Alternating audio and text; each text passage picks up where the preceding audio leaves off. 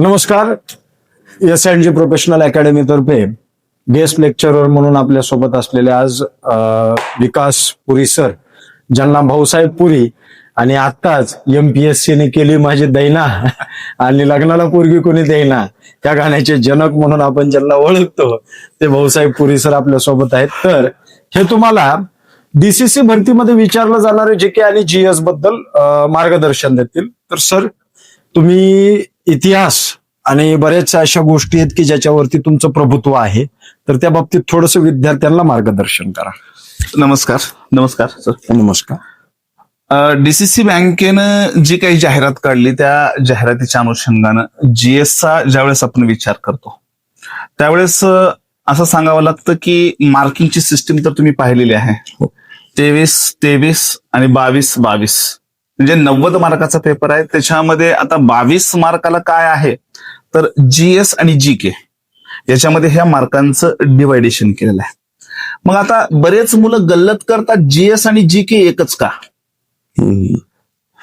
GS आणि GK हे एकच नसून ते वेगवेगळं आहे. GS म्हणजे जनरल सायन्सेस आणि GK म्हणजे जनरल नॉलेज.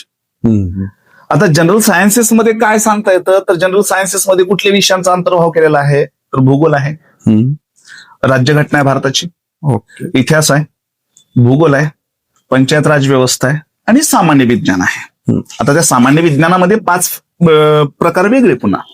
मग त्याच्यामध्ये मग physics, chemistry, bio, botany, zoo अशा. पण सरळ सेवेच्या दृष्टिकोनातून ज्यावेळेस आपण विचार करतो, जसं राज्यसेवा, MPSC याला प्रश्न विचारण्याची जी डेप्थ असते तसं सरळ सेवेला अशी डेप्थ आपल्याला पाहायला भेटत नाहीये. एक सरळ मार्गाने प्रश्न ह्या GSच्या संदर्भामध्ये विचारले जातात.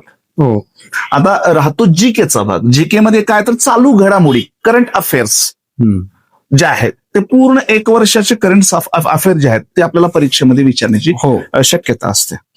मग आता GS मधला जो भारतीय राज्यघटना टॉपिक आहे किंवा घटक आहे, भारताच्या राज्यघटनेची निर्मितीची पार्श्वभूमी, त्यातले मग मूलभूत कर्तव्य, मूलभूत हक्क, काही महत्वपूर्ण परिशिष्ट या संदर्भामध्ये आणि महाराष्ट्राच्या बाबतीमध्ये जर बघितलं तर मग विधान परिषद, विधानसभा, महाधिवक्ता किंवा मग कॅग वगैरे ह्या संदर्भामधले प्रश्न सरळ परीक्षेला विचारण्याची शक्यता आपल्याला नाकारता येत नाही.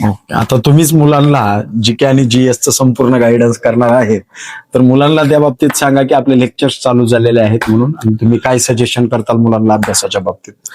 विद्यार्थी मित्रांनो, सगळ्यात अगोदर मी सरांचे या ठिकाणी अभिनंदन करू इच्छितो, कारण सरांनी वारंवार या जाहिरातीच्या संदर्भामध्ये पाठपुरावा करून विद्यार्थ्यांना पाठिंबा देण्याचं काम केलं. मग ते विविध बाबतीमध्ये, कारण सर जे आहेत हे सर शून्यापासून ते वरी आलेले आपल्याला पाहायला भेटत आहेत.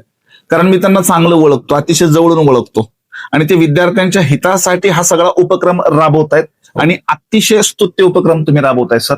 त्यामुळे विद्यार्थ्यांचा उदंड प्रतिसाद तुम्हाला निश्चितच मिळेल. आता राहिला मुद्दा कुठला तर तो बॅचचा. आता ऑनलाईन बॅच तर आपण आता लगेचच रन करत आहोत. त्याच्यामध्ये ऍपमध्ये व्हिडिओ आपण लगेचच डाउनलोड वगैरे करणार आहोत, जेणेकरून विद्यार्थ्यांना कमीत कमी वेळेमध्ये जास्तीत जास्त सिलेबस कशा पद्धतीनं कव्हर करता येईल आणि 100% आपण तुम्हाला देण्याचा प्रयत्न करूयात. विषयच नाही त्याच्या संदर्भामध्ये. मग त्या बाबतीमध्ये सरांनी मला विचारणा केली, सर तुम्ही गेस्ट लेक्चरर म्हणून यावंच लागेल. मी म्हणलं मी म्हणजे काही न म्हणता सरांनी सुरू केलेला जो उपक्रम आहे, म्हणलं ओके सर मी येऊन जाईल. ओके, धन्यवाद विद्यार्थ्यांच्या वतीने त्यासाठी. आणि आपण आता ऑनलाईन लेक्चर संपूर्ण अपलोड करत आहोत. ऍप्लिकेशनची लिंक तुम्हाला इथं डिस्क्रिप्शन मध्ये पण पुन्हा एकदा देतो. ज्या मुलांनी जॉईन केलेलं नाहीत, सरांचा आज लेक्चर पूर्ण सिलेबस वरती GK आणि GSच्या आपल्या ऑनलाईन ऍपमध्ये पडून जात आहे, तर ते सुद्धा लेक्चर तुम्ही नक्की पहा. तोपर्यंत धन्यवाद. सरांची आता भेट तुम्हाला लेक्चरमध्ये होत राहील.